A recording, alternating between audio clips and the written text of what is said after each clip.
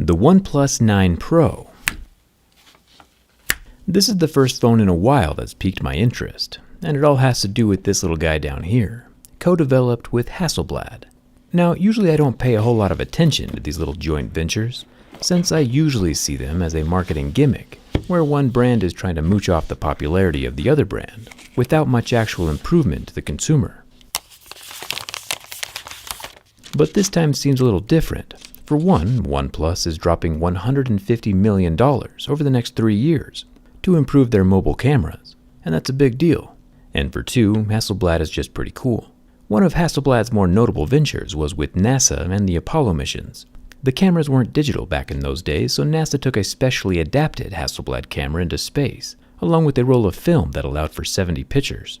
Imagine taking only 70 pictures on the trip of a lifetime into outer space. Nowadays, people take about 70 pics to get a decent bathroom selfie.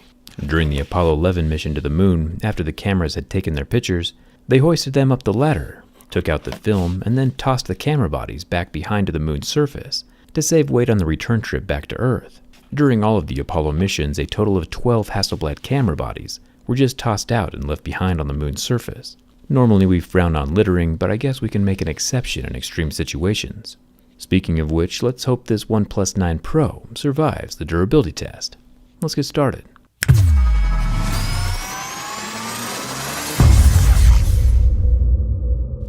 Right off the bat, the most noticeable thing on this OnePlus 9 Pro is the camera bump, with its quad cameras, and the very noticeable Hasselblad logo across the lens. Then of course we have the highly reflective glass back panel. The coolest part of this phone is obviously going to be those cameras, but like usual, let's start with the screen. And once again, OnePlus has been nice enough to pre-install a rather nice plastic screen protector. Can't complain about that. As I scratch through the different levels of Mohs hardness, we're able to tell what the screen is made from. Plastic would scratch at a level 2 or 3, glass would scratch at a 5 or 6, and a sapphire screen would scratch at an 8 or 9. Word on the street is another sapphire screen phone was just released, and I'm going to try to get my hands on one. But as we can see, the OnePlus 9 Pro is made with Gorilla Glass, and scratches at a level 6 with deeper grooves at a level 7. Pretty normal. The front camera is a hole punch, and sits in the top left corner of the phone. It's got 16 megapixels, and is protected by that front glass. There is a plastic speaker grill covering the earpiece slot. This also doubles as one of the 2 stereo speakers, and the phone has pretty minimal bezels going all the way around the screen. One thing I do like about silver phones is that they are less prone to showing scratches, since the metal is also silver on the inside as well. After seeing the ROG phone, this antenna line makes me nervous. The power button and mute slider are both made from metal. I think every phone should have one of these. The top of the phone is pretty vacant. Just one of those noise-canceling mics up here. Then we have the volume rocker running down the left side, also made from metal. At the bottom of the OnePlus 9 Pro, we have the second stereo speaker slot, the USB-C port, and the single SIM card tray. It does have a red rubber ring around the opening. The phone is officially IP68 this time around, but we'll have to check out the rest of the ingress points from the inside during the teardown. The back glass panel is super smooth this time around, no frosted glass or etching, just a soft smudge collecting piece of glass. If you're trying to keep your fingerprints on the down low, there's always Robot Camo from D brand. The nice thing about skins is that you can switch them up whenever you want, and it's like getting a totally new phone. Robot Camo is kind of fitting for the OnePlus 9 Pro, since there are more robots than humans in space at the moment. I'll leave a link down in the description so you can customize your own phone. Let's talk a little bit more about this Hasselblad camera setup. I feel like smartphones in general have been doing small quirky things to stand out lately, but I'm hoping that OnePlus's huge investment into the mobile camera will bring some legitimate improvement to the space. Since this is the first phone constructed during the partnership, Hasselblad has contributed software improvements, color tuning, and sensor calibrations. But no physical hardware just yet. Up at the top we have a 50 megapixel ultra-wide camera, which does have a sensor that's 3 times larger than the iPhone 12 Pro Max's, but who's counting? Then we have the main 48 megapixel camera, which can do 12-bit RAW images and 8K video.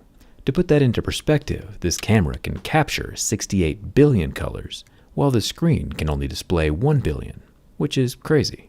The extra information is still utilized, of course, for picture editing and better quality in general, even if it's not visible on the screen. It's just interesting to see how far cameras have come. The main camera also works alongside a dedicated 2 megapixel monochrome camera down here. Then we have the 3x zoom 8 megapixel telephoto camera over here with the dual colored LED flash. We'll talk more about the cameras when we can see them from the inside.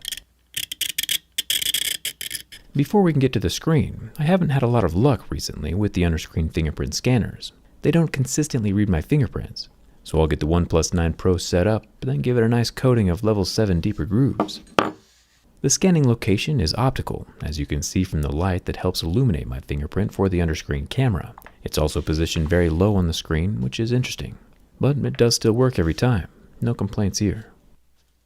Now for the screen. The OnePlus 9 Pro is packing a 6.7-inch 1440p 10-bit display, meaning it's got those 1 billion colors we talked about earlier. Most cell phone screens do not. Plus, it's got the 120Hz refresh rate with a touch sensitivity rate of 360, which is even faster than the ROG Phone 5 gaming phone. May he rest in peace. But the most important thing of all, and the reason you're all here, is that the AMOLED screen can last 40 seconds under the heat from my lighter, which is good because that was a lot of information to communicate. It's a powerful flagship of a phone, and with that, the 9 Pro does have a flagship of a price.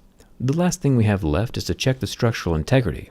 Rumor has it there are 2 batteries inside of this thing, and the last dual battery phone we tested didn't do so well. When bent from the back, this OnePlus 9 Pro does have a slight curve, but locks out and does not crack, kink, or break. Flipping it to the front, it once again locks out and stops bending. Not too shabby. My fingers are pretty happy there are no glass shards this time around. The OnePlus 9 Pro passes my durability test. I'm looking forward to seeing what this Hasselblad partnership brings to the camera space. If Hasselblad is creative enough to work with NASA, I'm looking forward to seeing what they can do with OnePlus. And when you see that Hasselblad logo, just remember there are 12 Hasselblad cameras just chilling on the surface of the moon, free for the taking. All you gotta do is go get them.